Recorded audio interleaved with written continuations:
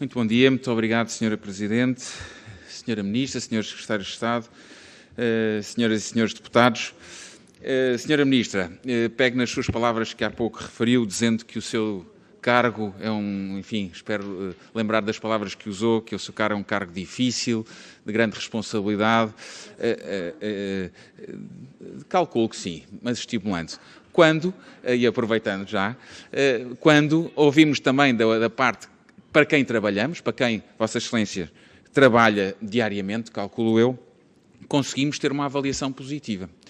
Ou seja, obviamente que é difícil e a grande dificuldade na ocupação de um cargo destes, que eu não tenho essa experiência, será com certeza de ouvir aqueles para quem trabalhamos diariamente. Desde logo, os portugueses no seu geral, e quem trabalha para os portugueses são os médicos, os enfermeiros, todo o pessoal de saúde que está naquilo que se vê, nas notícias, naquilo que ouvimos das várias audições que aqui tivemos no âmbito deste caso do Centro Hospitalar de Setúbal, é de que, de facto, não há investimento, não há valorização de carreiras, não há equipamentos que respondam às necessidades das populações, faltam, e aqui no Centro Hospitalar de Setúbal, faltam salas de cirurgia, só 2 delas estão preparadas para cirurgias programadas. Ou seja, quando a ouvimos, Sra. Ministra, parece que dá-nos sempre um bálsamo. Saímos daqui, de trás destas 4 paredes, parece que saímos daqui a dizer assim, afinal, as coisas até estão bem. E dizia há pouco que só saem notícias más. Então falta também aqui, parece que falta aqui também uma outra estratégia da parte do Governo, que é uma estratégia de comunicação. Ou seja, é importante passar aquilo que se passa e que se tem feito de bem. De facto, nós aqui não sabemos bem o que é que se tem feito de bem.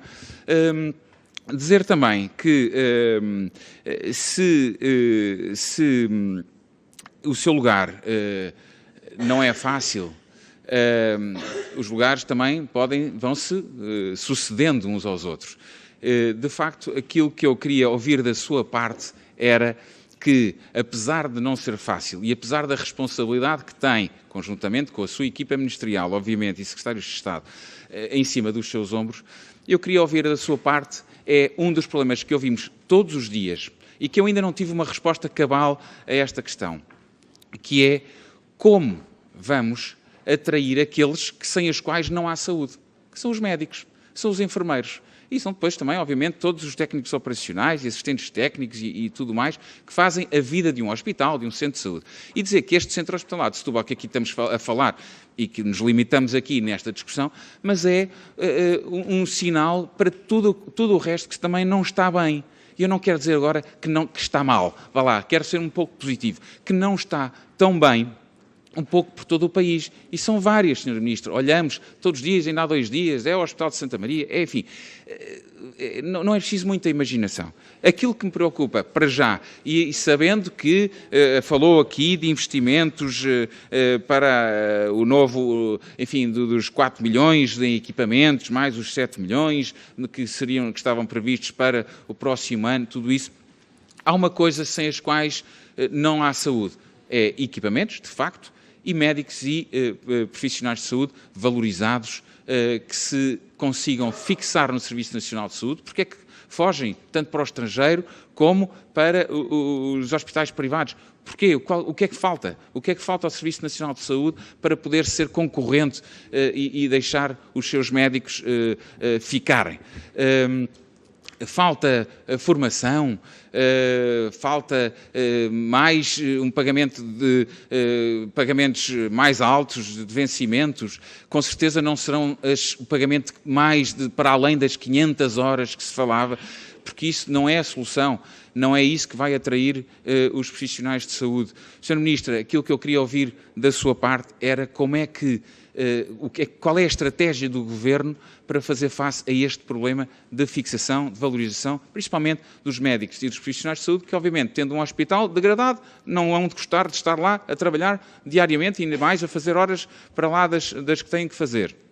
Se não têm equipamentos que façam os diagnósticos que têm que fazer, que prestem de facto o seu trabalho como deve ser, também calculo que não seja muito entusiasmante ir trabalhar todos os dias. Por isso, Sr. Ministro, é mais esta questão, é como dar a volta a esta situação. Muito obrigado. Muito obrigada, Sr. Deputado. Sra. Ministra, faz favor.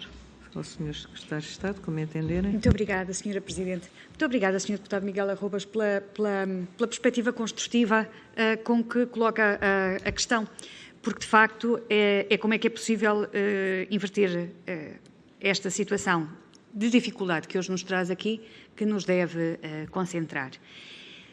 E procuramos, quer eu, quer o Sr. Secretário de Estado, dar nota daquilo que temos estado a fazer. Por um lado, reforçar o número de recursos humanos, o volume, a quantidade, a força de trabalho, os enfermeiros, os médicos, os assistentes operacionais, os técnicos superiores de diagnóstica e terapêutica, todo o efetivo de profissionais que trabalham no Serviço Nacional de Saúde. E bem sei que não podemos bastar-nos aqui, como noutras áreas, com números, mas de facto nós temos, contrariando aquilo que foi uma inversão da tendência de crescimento do número de efetivos no Serviço Nacional de Saúde, temos assistido nos últimos 6 anos a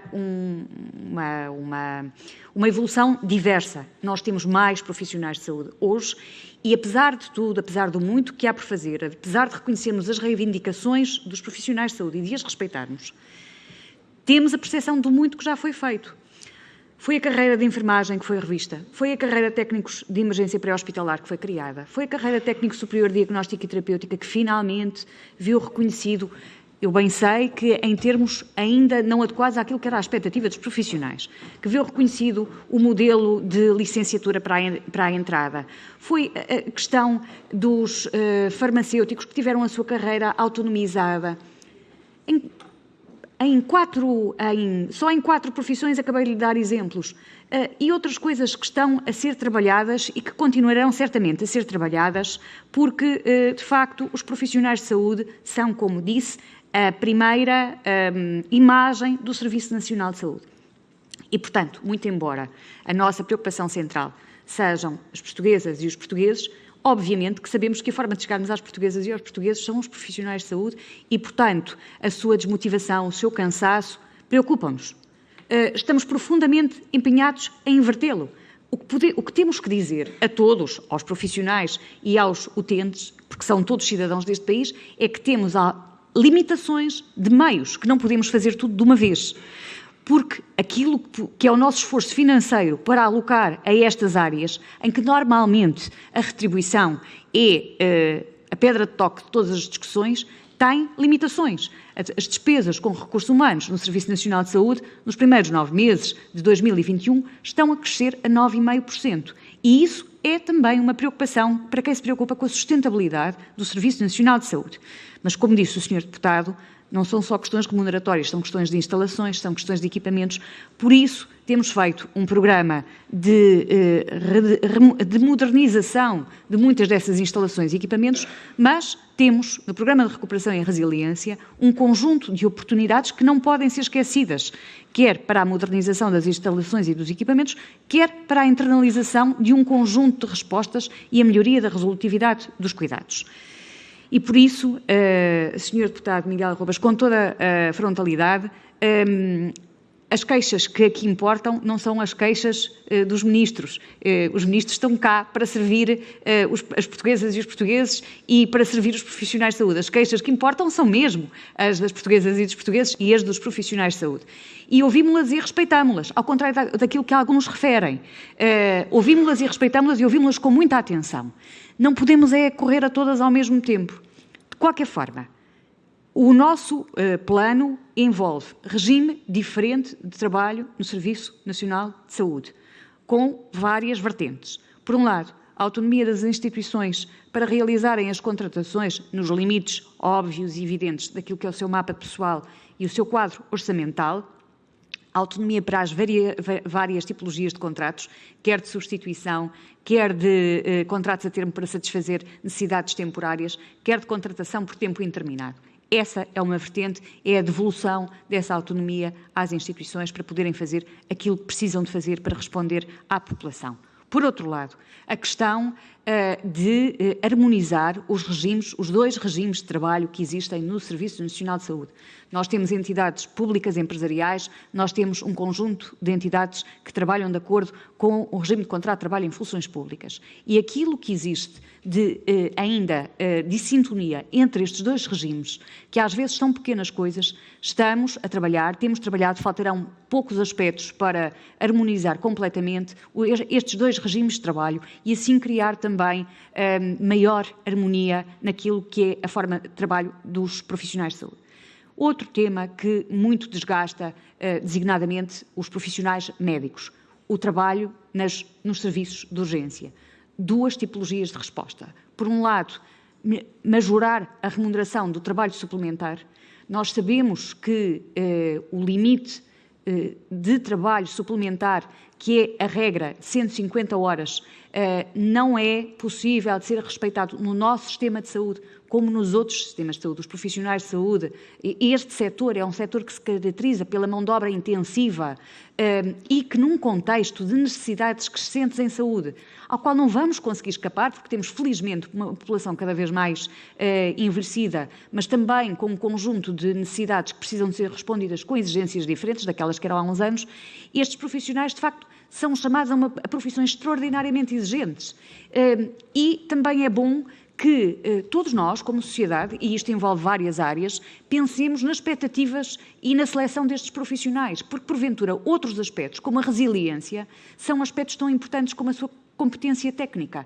Estas são profissões, de facto, que exigem uma grande capacidade de resistência, de enfrentar a pressão e o desgaste, e temos que investir nisso. Por exemplo, o trabalho que se tem feito na área do combate à violência contra os profissionais de saúde é uma clara, que agora deixou de ser um tema na ordem do dia, é uma clara preocupação, é um exemplo de coisas que têm sido feitas. Mas voltando ao tema essencial, o tema da dedicação plena. O tema da dedicação plena no sentido de ter mecanismos que incentivem quem resolve melhor os problemas dos utentes, quem responde melhor, não de nivelar tudo apenas num patamar de salarial relativamente harmonioso, mas que não distingue quem quer fazer mais, mas de premiar exatamente o desempenho. Por isso fizemos essa construção desse regime e esperamos vir a negociá-lo numa lógica de incentivos à produtividade, com aquilo que é o exemplo das unidades de saúde familiar e dos centros de responsabilidade integrados, a incentivarem esta abordagem, porque acreditamos que têm provado bem. Desculpe, senhor.